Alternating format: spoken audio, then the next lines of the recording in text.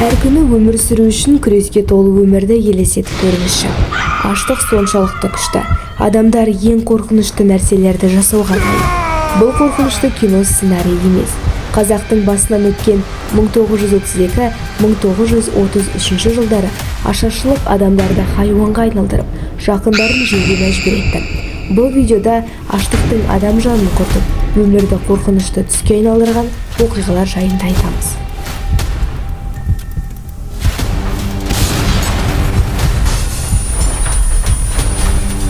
Жаныңды қуырып, жүрегіңді паршалайтын естеліктерге сәл кейін тоқталамыз. Алдымен ашаршылықтың негізгі себебіне тоқталайық. 1932-1933 жылдары Кеңес үкіметінің қазақ ұлтын жойып жіберу мақсатында ұйымдастырылған ашаршылығы. Одақ басшысы Сталин бастаған орталық билік Галошкинді Қазақстанға басшылыққа жіберіп, кіші қазан төңкерісін ұйымдастырады. Салықшылар халықтың қолындағы бар мал мен астықты тартып алады.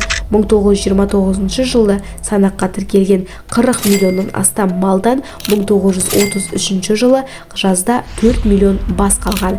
Жеуге тамақ қалмай ауыр апатқа ұшыраған миллиондаған адам өлді және басып кетті. Үкімет бастаған халыққа көмек берудің орнына қырылуына жол берді, тіпті емдеуге тыйым салды. Қазақ халқының 60-80% жойылып кетті.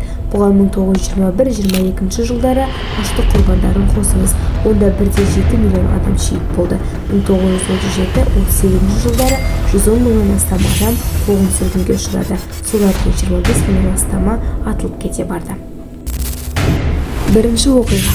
Қызылқоға газетінде жарияланған бұл оқиғаны сол кездегі облыс орталығы Орал қаласында жұмыс істеген ОГПУ милиция капитаны Ахмет Кашипов баяндап берген. Әйелдің қолы артына байлаулы. Оны алға жаяу түсіріп, соңында біз атпен кешке қарай ауылға жеттік. Ауылға жақындағанда адамдар алдымыздан атып шықты да жалмауызды көріп кейін қарай қашты. Іштерінде кәрісі бар, жасы бар. Әлгі келіншек бесігін көтеріп қашып бара жатыр. Бір уақытта қолдарына біреу балта, біреу күрек, айырын көтерген топ бізге қарай шауып екпіндеп келе жатты. Оларды мылтық атып тоқтатуға тура келді. Міне, сендердің қорқып жүрген жалмауыз кемпірлерің. Бір әйел. Осыдан шошып жүрсіңдер сендер. Я, бұл шын бала жейді екен. Мұны енді сендердің қолдарыңа бермейміз. Облыс орталығына алып кетеміз. Деп бөлектеп, бос тұрған жертөлеге кіргіздім де өзім анадай жерге барып жаттым. Ұйқым келмеді. Әйелге түнде аздап тамақ беріп сөйлесейін десем, сөйлесе алмайды. Жауап алайын деп сұрақ қоям, айта алмайды. Денесінде діріл бар. Үстінде ұзын жыртық көйлек, бұтында дамбалы да жоқ. Отырған жеріне сиіп қоя береді екен. Мал болып кеткен. Жаңағы үйдің келіншегінен іш киім сұрап алып кигіздік. Ертеңіне түске дейін сол жерде болып аттанудың қамына кірістік. Әйелді атқа мінгізіп, екі аяғын ат бауырына қарай байладық та атты жетектете алып жүре кеттік. Ауыл адамдары улап-шулап, өлтіреміз деп бізді жүргізбей, тағы да аспанға оқ атуға тура келді. Жол ұзақ. 2 күн бойы әйелден қалай адам жейсің, қашаннан бері, неше бала жедің деп сұрай бердім. Әйелдің 3-ші күні кешке аздап тілі шықты. Адаммен тілдеспей айуан болып кеткен ғой. Осылай да осылай келін аштан өлді. Ол өлген соң 6 жастағы немереміз өлді. Жалғыз баламыз жоқ болып кетті. Қайда кеткен білмейміз. Далада өліп қалған болу керек. Шал ауру. Содан өлген баланы сойып, қазанға салып қайнаттым.